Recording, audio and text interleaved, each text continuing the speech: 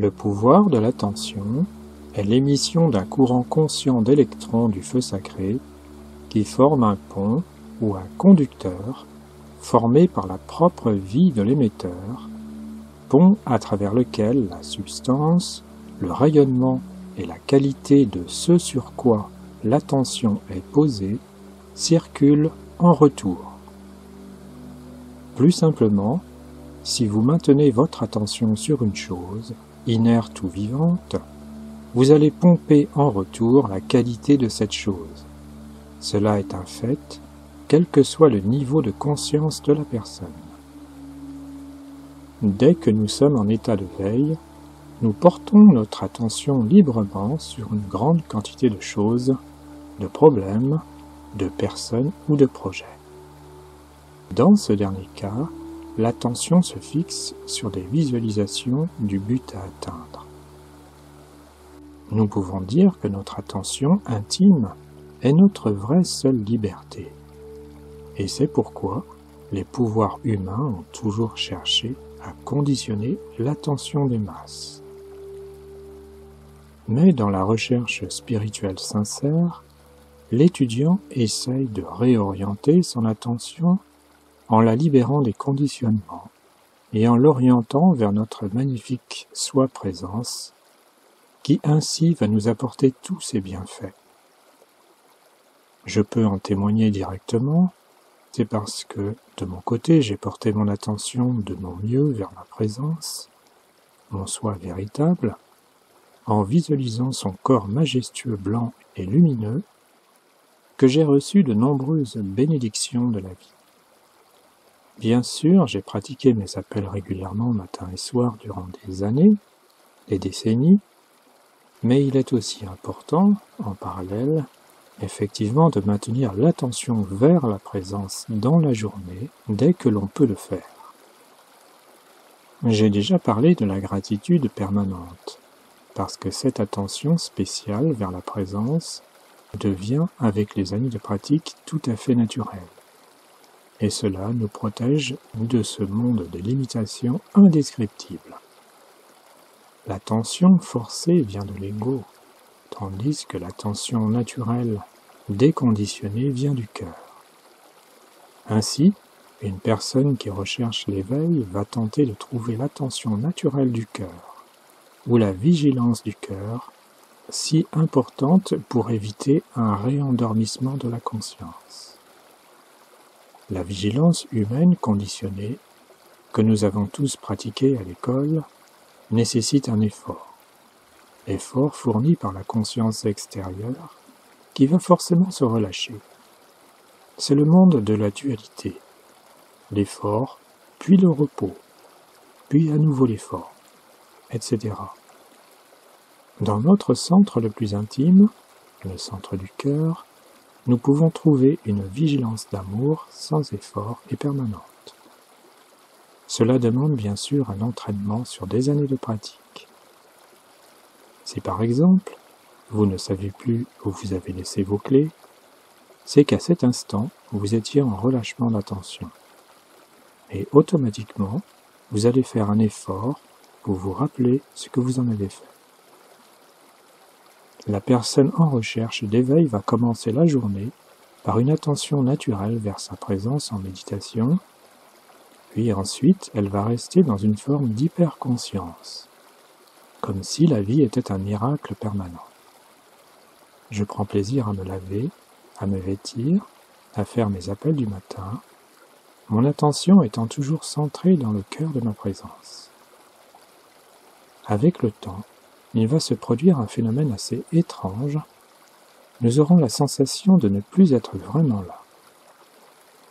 Nous sommes toujours conscients de ce corps et des gestes que nous faisons avec lui, mais une partie de nous-mêmes est en retrait dans le corps éthérique et en adoration consciente avec notre merveilleuse présence Ayam Je suis. Je cite maintenant le maître ascensionné Hilarion. L'attention est une baguette magique, mystique et puissante, et tout être non ascensionné qui a son attention sous contrôle pourra puiser suffisamment d'essence spirituelle du cœur de Dieu pour racheter une planète entière. Inversement, toute limitation que vous subissez est causée par le pouvoir que vous avez donné à quelque chose d'extérieur au lieu de la présence. Lorsque vous ne vous sentez pas en sécurité, vous avez permis à votre attention d'être divisée entre les apparences et la présence qui règne au-dessus de vous. Vous mettez votre attention sur le manque de finances, sur le manque de santé, et assurément vous attirez à vous des expériences de cet ordre. Dans ce cas, l'étudiant se doit de mettre l'attention sur l'abondance illimitée de Dieu ou la parfaite santé du corps. Je cite le maître ascensionné Saint-Germain. Exprimer en soi des pensées et des sentiments discordants est la voie de moindre résistance, et c'est l'activité habituelle de l'individu sous-développé, indiscipliné, récalcitrant, qui refuse de comprendre la loi de son propre être et de diriger son moi personnel, qui n'est rien de plus que son instrument d'expression pour bénéficier de la dite loi. Cependant, c'est en atteignant un bonheur sans cause que l'on peut trouver la vigilance du cœur. Nous voyons dans ce monde étrange des personnes en sommeil spirituel qui font des efforts intellectuels immenses pour garder une apparence de vigilance et d'attention. Mais tout cela est périphérique par la cause extérieure. C'est pourquoi ces personnes ont plus tard la sensation d'avoir gaspillé leur vie. Comme je l'ai déjà dit, le moi intellectuel vole l'énergie du cœur, ce qui crée avec les années une immense frustration, un mal de vivre terrible. Alors que nous, étudiants sincères, nous nous efforçons de vivre dans un bonheur sans cause extérieure, simplement parce que nous avons enfin accepté la réalité de notre belle présence. Cette présence, au-dessus de nous, et dans notre cœur, nous donne toute bonne chose et résout tous les problèmes lorsque nous le lui demandons ou avant même qu'il nous arrive. Je rappelle que la vigilance permanente est naturelle et ne demande aucun effort. Et si elle devient continue, l'effort n'est donc plus à faire. Vous êtes la vigilance elle-même. En ralentissant les gestes, au lieu de vous efforcer d'être vigilant étendu. Dans le premier cas, il n'y a plus de jeu, de moi humain. Dans le second cas, celui-ci se maintient en voulant bien faire, mais c'est une ruse pour survivre. Comprenez cela profondément et mettez-le en pratique maintenant, si vous le souhaitez. Mais pour atteindre la vigilance du cœur, il est nécessaire d'atteindre ce bonheur sans cause extérieure et en toutes circonstances. La société, bien sûr, et son éducation, nous ont poussés à faire des efforts humains, et tout cela nous éloigne de l'amour et du bonheur. Je cite encore Saint-Germain. L'adage selon lequel beaucoup sont appelés, mais peu sont élus, est vrai. Tous sont constamment appelés, mais peu sont suffisamment éveillés pour réaliser la joie extatique et la perfection qui se trouve dans le soi divin, et pour entendre sa voix dans la lumière, rappelant pour toujours et à jamais tout le monde à la maison du Père Céleste. Chaque individu sur terre est toujours libre de s'élever et d'aller vers le Père, vers son soi divin, si seulement il tourne le dos à la création des sens humains et concentre son attention sur la source unique dans l'univers d'où il peut émaner paix, bonheur, abondance et perfection. Il y a un moyen pour chacun d'entrer en contact avec les maîtres ascensionnés et c'est de penser à eux.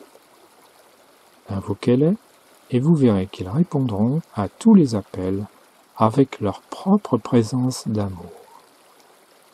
Mais la raison de l'appel doit être l'amour de la source unique, l'amour de la lumière, l'amour de la perfection. Si cela est fait d'une manière réelle, déterminée, et soutenue, l'étudiant recevra de plus en plus de lumière, puisque la lumière se reconnaît elle-même et se donne sans cesse et inconditionnellement à tout moment. Demandez et il vous sera donné. Appelez et on vous ouvrira. Cherchez et vous trouverez. Invoquez la lumière et les maîtres ascensionnés vous répondront, car ils sont la lumière de ce monde.